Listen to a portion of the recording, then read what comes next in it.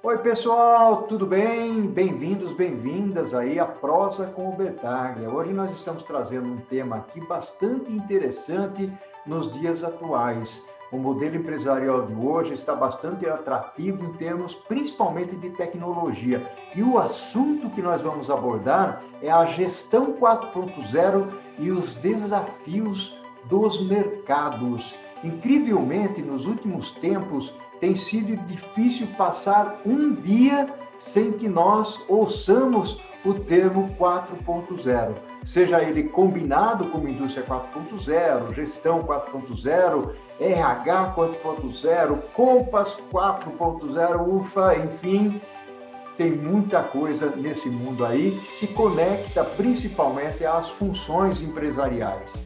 E em uma época em que a transformação digital é o objetivo final de muitas organizações, faz sentido essa inundação de conteúdos voltados para esse tema. E é importante, fundamental, que nós exploremos. E aqui no canal, na Prosa com Bertaglia, nós estamos trazendo, explorando muita coisa ao redor da transformação digital e do mundo 4.0. Afinal de contas, as tecnologias estão evoluindo para abraçar eficazmente tanto a informação como a automação e também a troca de dados. Com este avanço tecnológico, que envolve computação em nuvem, robótica, realidade aumentada, internet das coisas, sensores inteligentes, o 5G que está chegando e trabalhando de maneira orquestrada, conclui-se que não há limite para o que a indústria 4.0 pode trazer para as fábricas e, eu costumo dizer, empresas inteligentes do mundo moderno. A adoção, logicamente, não é simples. Muitas dúvidas ainda existem. Contudo, insistir no debate deste assunto, como eu já mencionei previamente, se faz extremamente necessário. A evolução para a indústria 4.0 está repleta de desafios, porém apresenta muitas oportunidades. E para refletir e prosear comigo sobre esse tema, eu vou chamar aqui o meu amigo Carlos Pignatari, lá da Universidade de Mogi das Cruzes. Meu amigo Carlos, que honra, que orgulho, que prazer tê-lo aqui na Prosa com Bertaglia. Seja bem-vindo, meu amigo. Obrigado, Bertaglia. A honra é toda minha. Você sabe que você é uma referência, né, para todos nós, enfim. E agradeço de coração o convite. Estamos aí para prosear. Bacana, fantástico, meu amigo Carlos. A gente que se conhece já faz algum tempo. Nós palestramos aí na Universidade Mogi das Cruzes. É uma honra, um orgulho tê-lo aqui. Meu amigo, esse tema é fantástico, eu adoro. Inclusive, eu tenho um curso, né, um tema voltado para a indústria 4.0, onde eu abordo aí, são alguns elementos fundamentais na vida moderna. E é importante, Carlos, eu fiquei muito feliz quando você trouxe esse tema. É muito importante porque ele reflete exatamente a situação do mundo atual e a evolução. Essa evolução que, de certa forma, tem influenciado, inclusive, a forma como as pessoas trabalham. Vamos falar um pouquinho sobre a gestão 4.0, Carlos? Sim. Como você mesmo disse, né, Bertaglia, é uma evolução. Essa revolução digital que nós vivenciamos e continuaremos a vivenciar, né, porque é algo que a gente não sabe onde vai parar, sinceramente. Existem aí alguns diagnósticos, digamos assim, ou prognósticos, enfim, dizendo, olha, daqui 10 anos, daqui 5 anos, enfim. Mas o fim disso a gente não sabe, assim, a gente não consegue mensurar. Claro que é algo sem volta. Não tem para onde fugir, né? E quando eu falo que é algo sem volta, o que eu quero dizer com isso? Que as empresas elas têm que naturalmente saber, né, identificar as suas necessidades, o momento certo de incorporar as ferramentas digitais na sua gestão e, consequentemente, com isso, também remodelar, né, o seu modelo, né, de negócios ali. A todo momento, né, aquela filosofia de que um um business model, no caso, ele viria a servir por 20, 30 anos e se esquece, né? Praticamente ali, dependendo do negócio, claro, num tempo curtíssimo, a gente tem que muitas vezes rever. E quando a gente fala de evolução, né, ou da revolução digital, a gestão 4.0, isso é fruto daquilo que desde sempre ocorreu no mundo, que é a evolução da humanidade. Se a gente voltar muito tempo atrás e pegar desde Gutenberg, passando por Lutero, indo ali pelas grandes navegações, chegando à Revolução Industrial, a primeira, a segunda, a terceira e agora a quarta, né, com esse modelo de desenvolvimento industrial, principalmente, porque a indústria 4.0 ela vem, né, é interessante a gente até conceituar isso antes de adentrar o tema. A indústria 4.0 ela vem de uma proposta de desenvolvimento da indústria alemã, e o entendimento de que o governo alemão entendeu que a tecnologia ela se faz necessária nessa nova economia. Os paradigmas econômicos, eles mudaram. Consequentemente, as empresas, elas têm que responder. E o que é a gestão 4.0? Ela nada mais é do que uma resposta ao mercado por conta dessa revolução tecnológica na indústria. É o que os americanos chamam de smart manufacturing, né? E é o que nós chamamos aqui de revolução 4.0. Então, quando a gente fala, né, nesse sentido, a gestão, o 4.0, ela vem de um ato de responder às demandas. Isso vai impactar na automação dos processos, na diversificação de canais em que a gente lida com os clientes, o aumento de produtividade também, né, a resposta muito rápida, o volume de informação gigantesco. E para isso a gente tem que trabalhar ambientes, pessoas e desenvolver equipamentos. São áreas que naturalmente se cruzam, né? E, então, dentro desse raciocínio, é interessante a gente conceituar dessa maneira a gestão 4.0, né? O que você acha disso, Bertani? Olha, é fantástico o que você está trazendo, Carlos. Eu queria colocar uma perspectiva aqui sobre o que você comentou, porque muitas vezes as pessoas falam, poxa vida, mas isso é muito conceitual. Ou seja, quando a gente fala de gestão 4.0, indústria 4.0, e na vida prática, né? Eu queria trazer aqui um pequeno elemento. Eu tenho conversado com algumas empresas, não vou citar os nomes aqui, mas empresas que já estão na vanguarda da indústria 4.0. Empresas que estão falando de robôs colaborativos, de sensoriamento, empresas que estão trabalhando com impressão 3D, fazendo moldes nas suas organizações. Ou seja, esse é um mundo real, não é? Nós não estamos aqui simplesmente trazendo conceitos, teorias e definições, não. Então, para aqueles profissionais ou aqueles estudantes, né, Carlos, você que é professor, você sabe bem disso, é importante que as pessoas tenham essa visão de o que nós estamos falando em termos de mundo 4.0 é a realidade. Né? Pode não ser realidade em algumas empresas, mas algumas empresas nacionais, eu não estou falando de empresas multinacionais, não. Inclusive, na parte educacional, nós comentamos aqui nos bastidores da educação corporativa, tem muita empresa aplicando conceitos totalmente remodelados. Vamos seguir um pouquinho aí no seu conceito da gestão 4.0. Você tocou no Smart Manufacturing, né, as fábricas inteligentes, a internet das coisas, os dados, que são componentes fundamentais nesse mundo da revolução 4.0. Vamos em frente? Sim.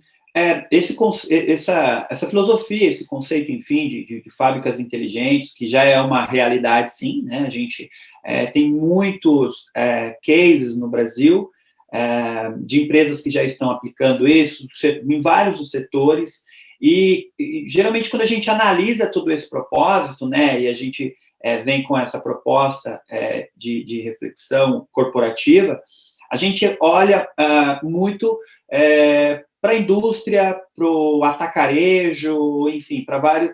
Mas isso, esse modelo de gestão 4.0 está até no esporte.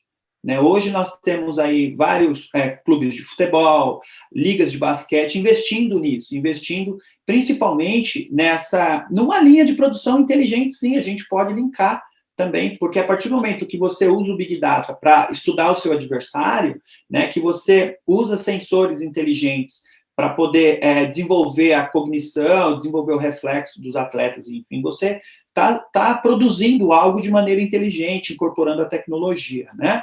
Mas entrando ali estreitando, né, indo para o meio corporativo, digamos assim, isso já é uma realidade. O mercado ele se transformou. Se nós falássemos, por exemplo, de cobots, né, de robôs colaborativos, há 5 anos atrás, né, nós teríamos o raciocínio de que, poxa, isso só funciona se comprar o robô, né? Hoje não. Hoje a gente consegue alugar esses robôs, né? E quando a gente fala de equipamentos, de fábricas desses equipamentos, também a gente está falando de fábricas modulares, com AGVs, veículos com racks, né? Não, digamos assim, tripulado, não tem ninguém, de certa forma, movimentando. Isso é tudo via programação, né? Tem um case muito legal da Amazon, que são aqueles hackzinhos, aqueles robozinhos, né, que são os famosos AGVs, né, eles andando pela fábrica, enfim, mas hoje a gente consegue, hoje tem várias empresas já trabalhando com isso. Então, o que eu quero dizer com isso? Que essa gestão, todo esse processo de fábricas inteligentes, todo esse processo de produção, gerou um mercado por trás, e naquela curva, né, de obsoletismo, eu diria, da tecnologia, o que vai, não obsoletismo sob o ponto de vista de fazer a tecnologia ficar arcaica, mas sim ficar acessível. Hoje nós temos várias tecnologias acessíveis. Quando a gente fala de produção inteligente, a gente está falando desde um chatbot, né, que é um WhatsApp inteligente, que vai interagir com o seu cliente, no caso de uma prestação de serviço, marcar uma consulta, né, até uma empilhadeira não tripulada, que não precisa de um empilhador, né, e ela vai seguir pela fábrica de maneira inteligente.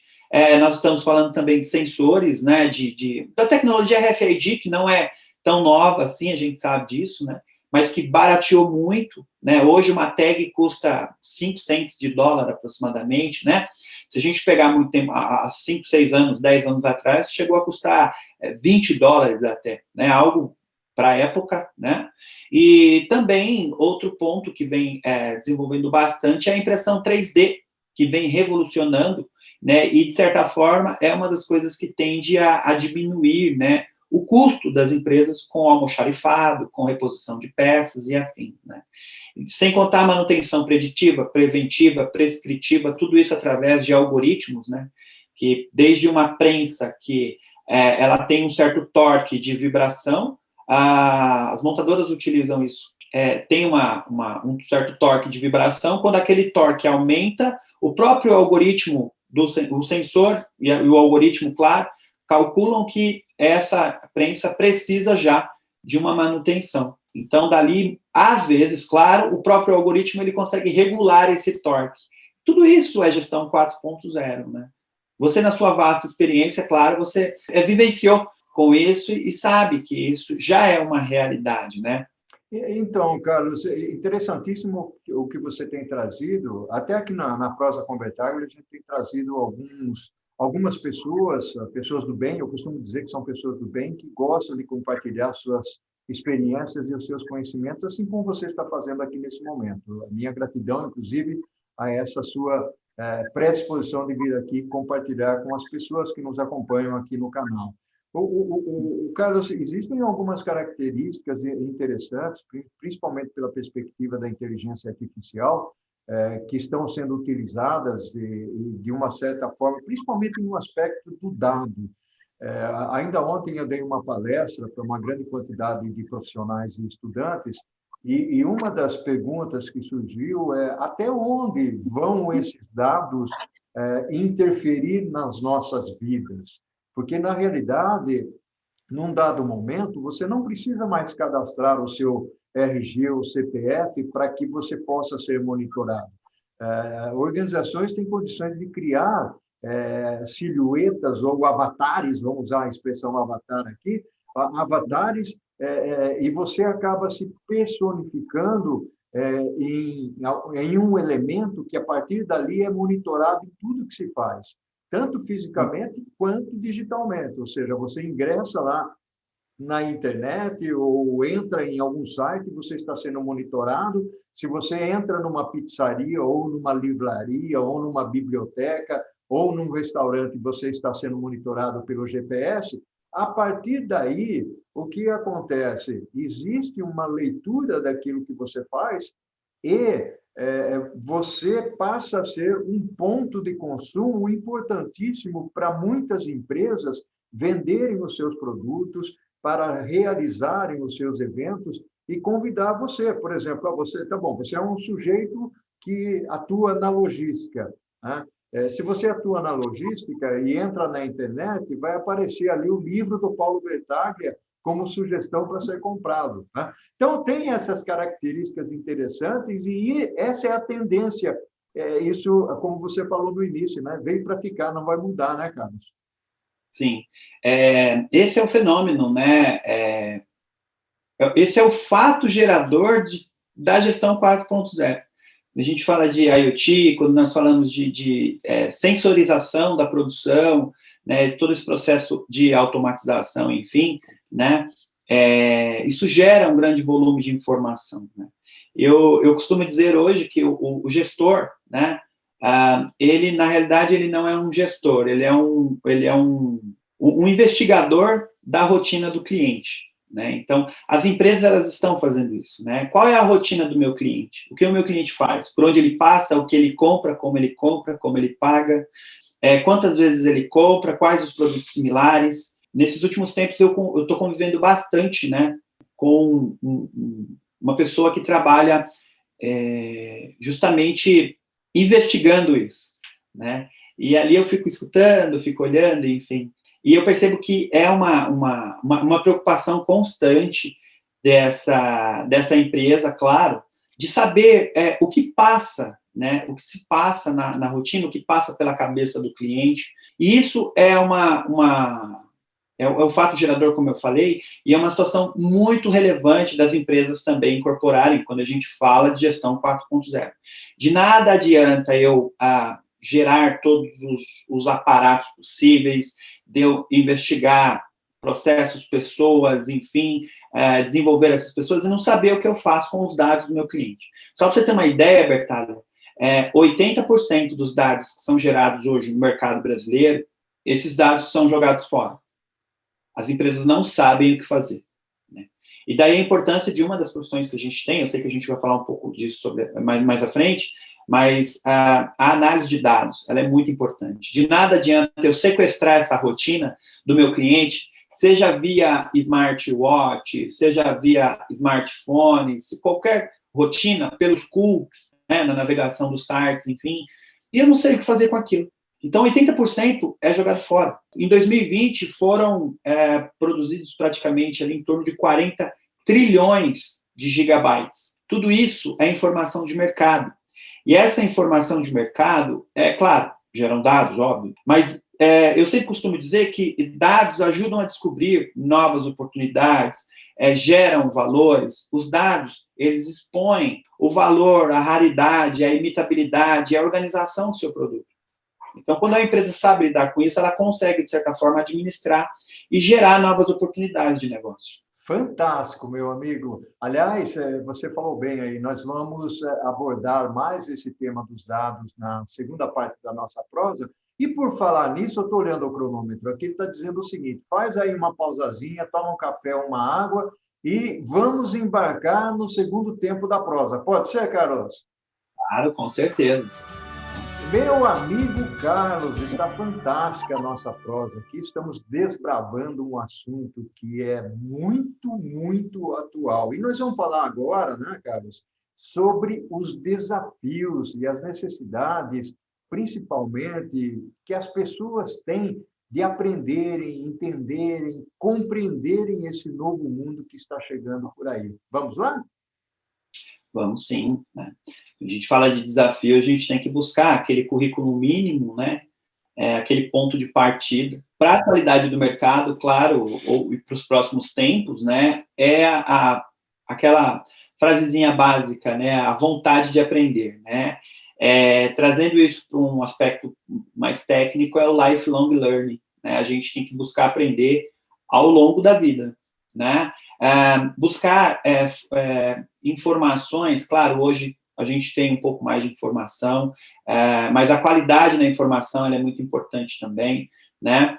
E quando eu falo de lifelong learning, é aquela formação interdisciplinar de preferência, né? Não é ser especialista em tudo, ter ali a proatividade de aprender, porque se a gente aprender sobre várias funções, eu diria até, porque se a gente pegar o especialista mesmo, ele cai num obsoletismo muito rápido, assim. E quando a gente tem uma certa proatividade de aprender um pouco de cada rotina organizacional, digamos assim, cada tecnologia, a gente consegue ter uma sobrevida, né, profissional. Né? Claro que lidar muito com o mercado, hoje a gente tem vários webinários, a gente tem congressos, simpósios, cursos, vários cursos, então o desafio de certa forma, manter-se ali inteirado no mercado, né? Bacana, sensacional as colocações que você fez aí. Eu gostaria de voltar um pouco para o lado dos dados. Nós tratamos um pouco o lado dos dados no primeiro tempo da nossa prosa aqui, mas eu queria falar um pouco mais sobre a gestão dos dados, porque há uma preocupação muito grande. Eu falei do avatar, e a preocupação é como é que isso invade as nossas vidas, a privacidade, qual é a segurança do ponto de vista do CPF, mas também do ponto de vista do CNPJ, ou seja, Sim. a pessoa e a empresa. Essas são coisas que nós vamos ter que saber conviver daqui para frente também, né, Carlos? Sim, sem dúvida. Os dados hoje, eu diria que eles são mais importantes até do que, muitas vezes, do que o produto que a empresa vem a produzir.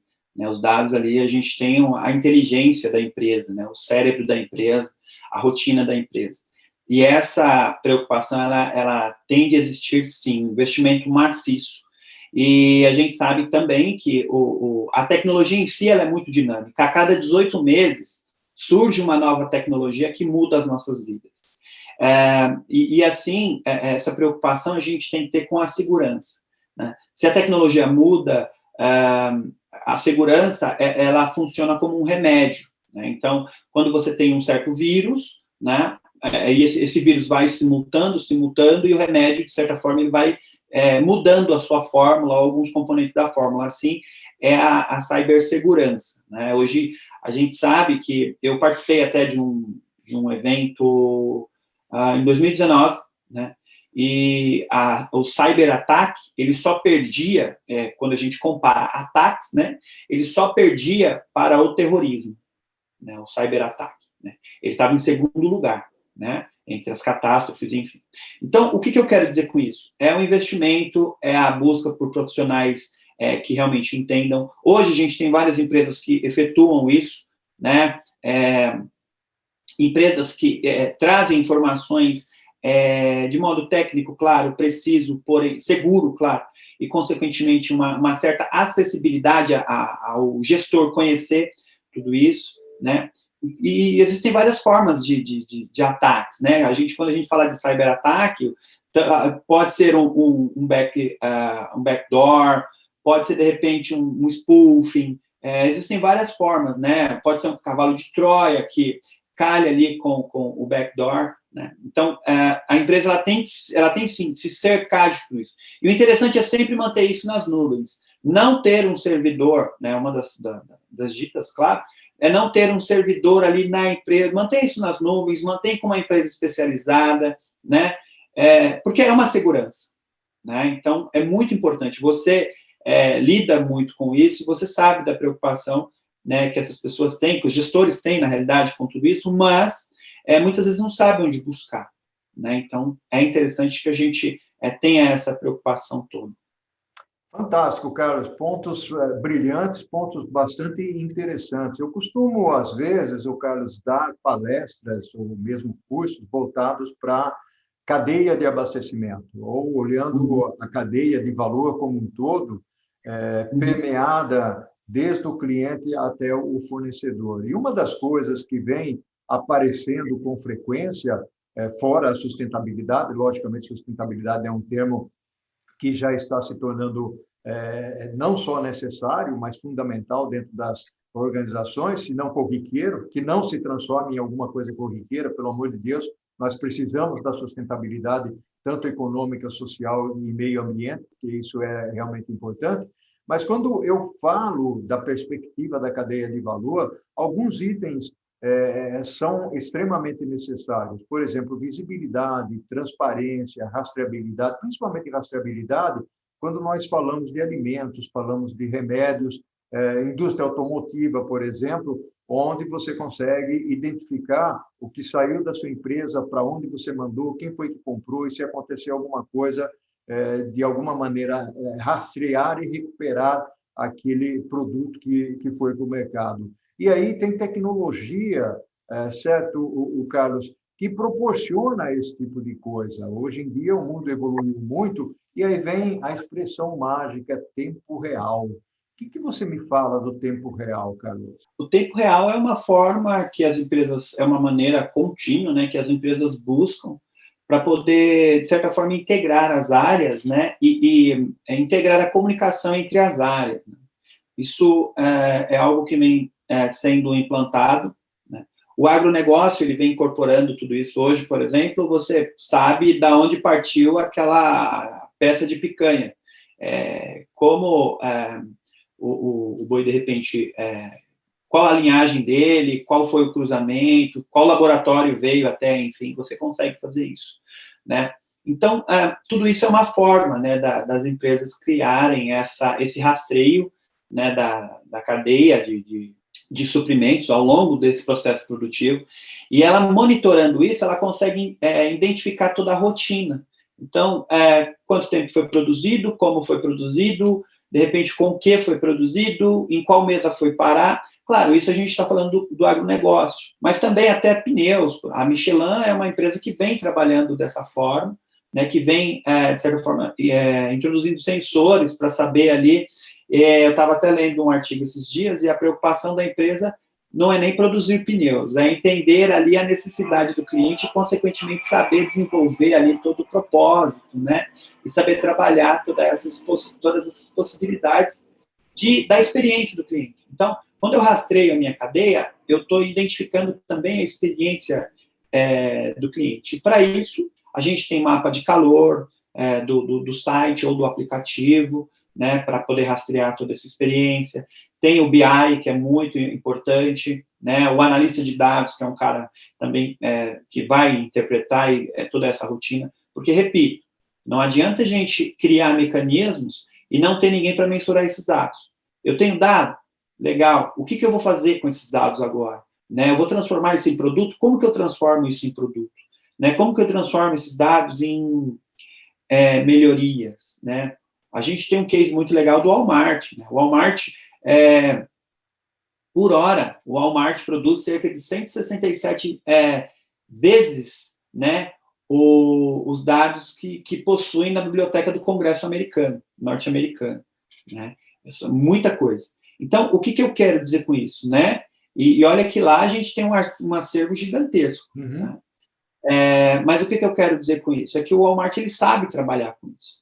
Né? E por que eu estou citando? São cases que a gente pode seguir. Quando a gente fala de gestão, muitas vezes a gente vai buscar quem está fazendo o correto e tenta o famoso benchmarking. Né? A gente vai tentar adaptar as nossas necessidades. E para isso a gente tem a revolução algorítmica, que facilita muito. Né? A gente tem várias ferramentas. A gente tem o Python, né, que é uma das ferramentas de programação que vão fazer por onde as empresas criarem ali produtos, muitas vezes, e, claro, tudo isso, de certa forma, gera uma experiência. E quando a gente entra nesse mérito, a gente tem que olhar qual a necessidade da empresa. Muitas vezes, a tecnologia por si só ela não é necessária.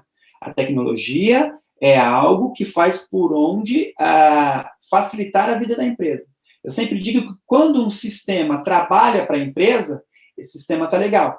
Agora, quando a empresa trabalha para o sistema, para a tecnologia, aí é hora de rever o processo. Para isso, a gente tem que elencar pessoas e processos. Primeiro eu desenvolvo pessoas, depois eu foco nos processos. Né? Porque eu já presenciei casos que aconteceu o contrário e a empresa gastou muito dinheiro e não teve uma boa experiência sob o ponto de vista do sucesso. Aliás, Carlos, você fez algumas colocações aí que foram fantásticas, porque do ponto de vista de empresa, eu não vendo um produto, tá? Eu vendo uma solução. Essa é a perspectiva que algumas organizações, você falou aí, citou o exemplo da Michelin, é a perspectiva que as organizações precisam ter do ponto de vista estratégico, ou seja, a partir do momento em que eu entendo a experiência do cliente, eu ofereço para ele uma solução que vai atender a uma determinada necessidade. Esse é o foco. É o nicho de mercado, ou seja, se nós olharmos pela perspectiva, por exemplo, da alimentação, nós temos uma pessoa que come carne, nós temos o vegano e temos o vegetariano. Como é que a minha empresa enfoca essas diferentes perspectivas? Eu estou citando 3 aqui, logicamente pode ter combinações ou modelos híbridos aí dentro. Agora, de que forma eu estou coletando os dados de mercado, ou estou gerando os dados de mercado de tal maneira que a minha empresa ofereça uma solução para cada um deles ou para todos eles. Eu posso segmentar a empresa, gerar portfólios diferentes. Tem organizações que trabalham muito bem isso, a Unilever trabalha muito bem isso. Tem uma outra empresa nascente, não sei se eu poderia chamar de nascente, porque já está se tornando uma empresa muito importante no mercado, que é a Pura Vida, né? Uma empresa nossa aqui, que tem uma entrada importante no mercado e que passou a perceber que as pessoas, ou a persona, né, ela está interessada em ter uma qualidade de vida diferenciada, ou seja, tem buscado saúde. Então, as empresas precisam, ou as empresas precisam estar preocupadas com esse viés. Esse ponto é extremamente interessante. Meu amigo Carlos, eu vou dizer uma coisa para você. Estamos finalizando a nossa prosa aqui. Passou muito rápida, eu falei para você. Quero saber se você quer deixar uma mensagem final. Com certeza quer, né? Claro, quero sim.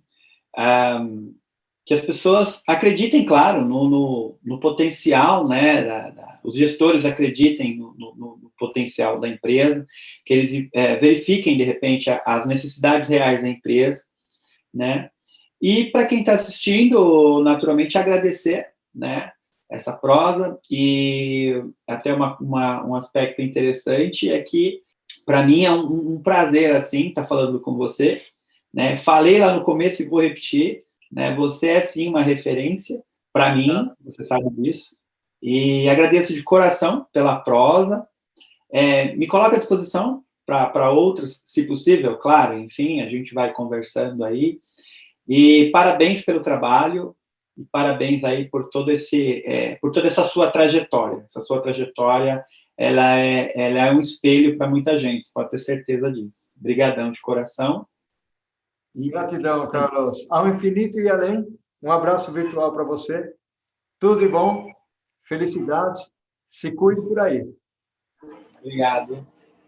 E, claro, pedir para as pessoas se cuidarem também, né? Isso é muito importante. Tá bom? Obrigado, Bertalha, um forte abraço e conte comigo.